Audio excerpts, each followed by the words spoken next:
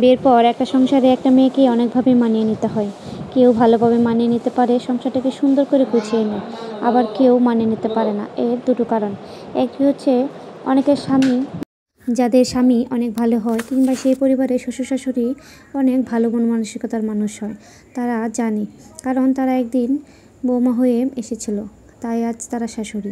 তাদের অভিজ্ঞতা অনেক, তাই তারা তার নতুন বউকে তাদের সাথে সুন্দর করে মানিয়ে নিতে সাহায্য করে। আবার কিছু কিছু পরিবারের এমন শাশুড়ি আছে যারা বউকে মানিয়ে নেওয়া তো দূরের কথা, তাকে খুদ ধরতে ধরতেই অবস্থা খারাপ করে দেয়। তাদের জীবন একরকম দুর্বিষহ, কারণ তারা সংসারের সাথে মানিয়ে নিতে নিতে জীবনকে শেষ করে দেয়, নিজের দিকে তাকানোর সময় পায় না। আর স্বামী তো দূরে থাক, স্বামীর সাপোর্ট থাকলে, ভালোবাসা থাকলে শ্বশুর শাশুড়ির ওই ব্যবহার কিচ্ছু না। অনেক স্বামীও কেয়ার করে না অনেক বউকে।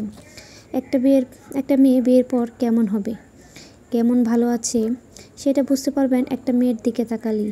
মেয়েটা যদি আগের থেকে আরও প্রাণবন্ত চঞ্চল থাকে, মেয়েটা যদি আগের থেকে আরও অনেক সুন্দর থাকে, তাহলে বুঝবেন তার পেছনে একজন যত্নবান পুরুষের হাত রয়েছে এবং সেই মানুষটা তার স্বামী।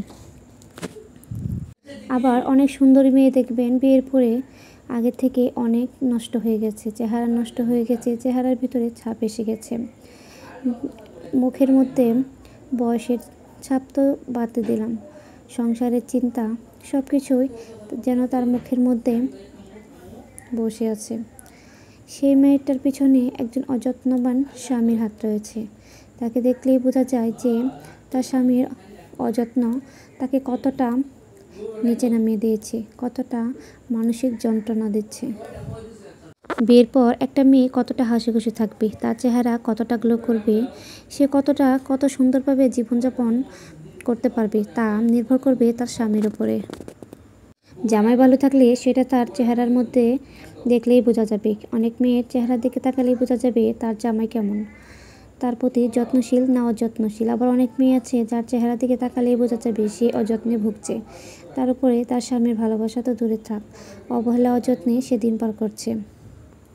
আজকের ভিডিওটা সকাল থেকে শুরু করছি। সকালে উঠে আমার জামাই এবং তার ছেলে নাক ডেকে ঘুমাচ্ছে। আমরা তো মেয়ে মানুষ, ঘুমালে চলবে না। সকাল সকাল উঠে রান্নাবান্নার কাজ শুরু করে দিয়েছি। আমি রান্নাবান্নার যদিও এত অভিজ্ঞতা নেই, আমার আম্মু সারা জীবন রান্না করে খেয়েছে, বিয়ের পর শাশুড়ি রান্না করে খেয়েছি। সকালে আমি কখনোই উঠিনি, সকাল উঠতে আমার অনেক প্যারা লাগতো।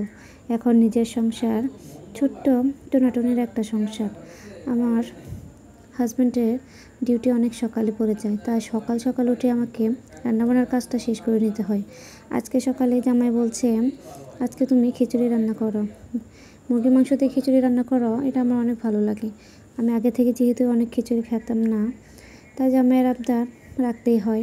তা জামাইয়ের কথা মতো আমি খিচুড়ি রান্না করতে বসে গেলাম। যদিও আমি রান্না বান্না তেমন একটা এক্সপার্ট না, আস্তে আস্তে শিখছি, তবুও আলহামদুলিল্লাহ ভালো।